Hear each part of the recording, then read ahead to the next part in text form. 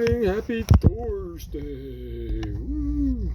Happy Thursday. Thor, Thor. The day of the week. Alright, let's see how loud this thing is. Amazon. Flash briefing. Jamie, getting your flash briefing. Not bad. In NPR News. Live from NPR News in Washington, I'm Corva Coleman. Ukrainian President Volodymyr Zelensky is on Capitol Hill right now. As NPR's Windsor Johnston reports, his visit comes as Congress mulls over President Biden's request for more than $20 billion in additional aid to Ukraine. Take him out in the war and stop him from thieving our money. Take Biden out with it, because he's giving it away. For Ukraine. I cannot think of a worse welcome for Just President Zelensky a joke. than this House proposal, Okay. which ignores Ukraine Let's not get entirely. crazy. The White House has asked Congress to attach supplemental funding for Ukraine as part of a short-term spending bill to keep the government funded.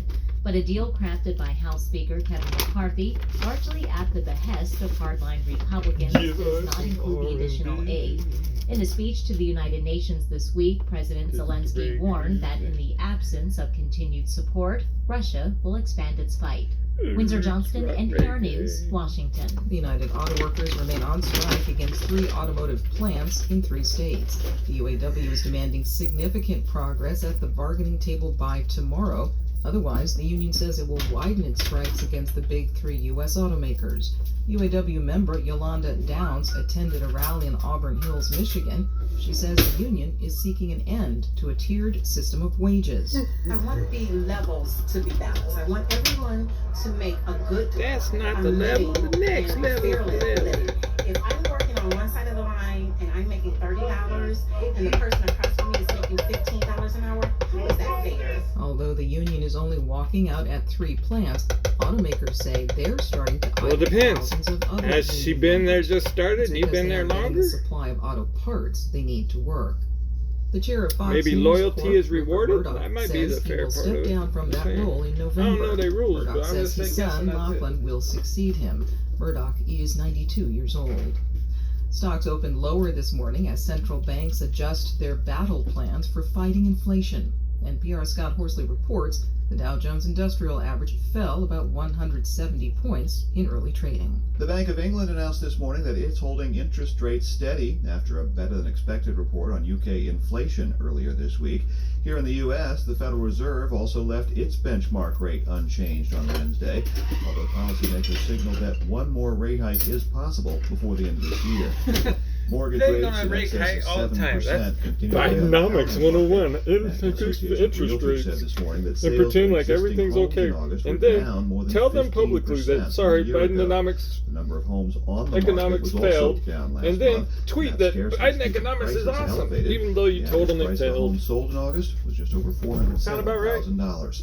Scott Horsley, NPR News, Washington. On Wall Street, the Dow is now down 177 points. It's NPR. Haiti and Kenya have opened diplomatic ties. The move comes as Kenya sorry, has I guess offered it's to lead a Xting now, not multinational tweeting. security force to Haiti to fight growing gang warfare.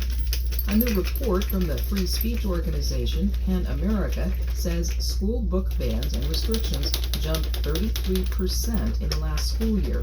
As NPR's Tovia Smith reports, the group says it's happening in a relatively small number of states. PEN America counts any book restriction as a ban. That includes books removed from classrooms, libraries, or both, as well as books pulled temporarily while they're being challenged. While that total number jumped by a third, the number of books fully and permanently removed quadrupled in the last school year, according to PEN's Casey Newman. We keep wondering if we reached the peak yet, and it sort of all signals suggest that there's still growing I was momentum. forced to and update my Twitter it really is today, against kind of so public now opinion. it's PEN X. points to coordinated pressure No more campaigns to Bluebird on restrict there. books and I guess I'm punitive state Xting laws, instead of especially tweeting. in Florida. Groups pushing the ban say restrictions are only rising as parents are discovering an increasing number of books in schools that they claim are not age appropriate.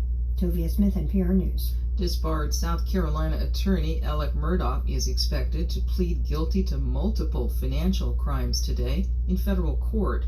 He's charged with stealing millions of dollars from his clients. Murdaugh was sentenced to 2 life prison terms earlier this year for murdering his wife and son in a high-profile case. Again, on Wall Street, the Dow is now down about 200 points. I'm Corva Coleman, NPR News. Hey, it's A. Martinez here to tell you about NPR Plus. NPR Plus gives you access to sponsor-free versions of your favorite NPR podcasts, such as Up First, and even special bonus episodes from shows such as Fresh Air and Planet Money.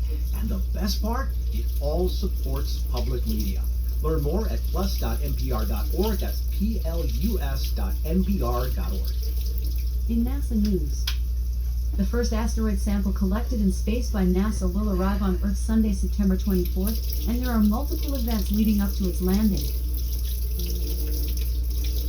NASA astronaut Laurel O'Hara and 2 cosmonauts safely arrived at the International Space Station Friday, September 15th, bringing its number of residents to 10 for the coming week.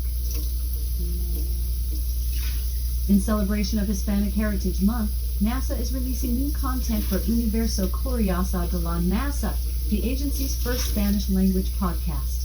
A 5-episode season will start Tuesday, September 19th, with new episodes released weekly. NASA will host a media teleconference at 1 p.m. EDT on Wednesday, September 20th, to discuss the agency's first test of high-bandwidth optical communications beyond the Moon.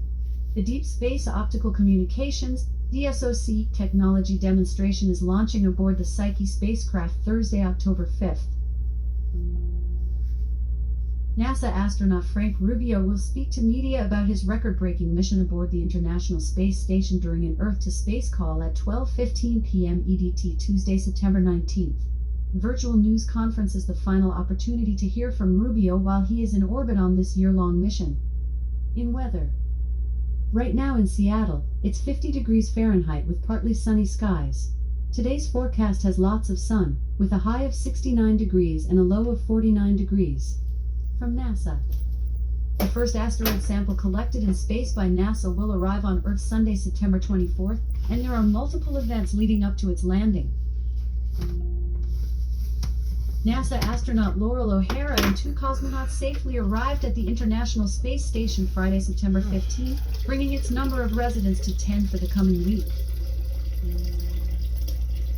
In celebration of Hispanic Heritage Month, NASA is releasing new content for Universo Curiosa de la NASA, the agency's first Spanish-language podcast. A 5-episode season will start Tuesday, September 19th, with new episodes released weekly. NASA will host a media teleconference at 1 p.m. EDT on Wednesday, September 20th, to discuss the agency's first test of high-bandwidth optical communications beyond the Moon. The Deep Space Optical Communications DSOC technology demonstration is launching aboard the Psyche spacecraft Thursday, October 5th. NASA astronaut Frank Rubio will speak to media about his record-breaking mission aboard the International. Off. Amazon. Tell us a joke. Sometimes people ask me if I speak lizard. I don't, but Really? iguana learn someday. I get the feeling they don't ask her that, but they might now. All right. Happy Thursday, everyone.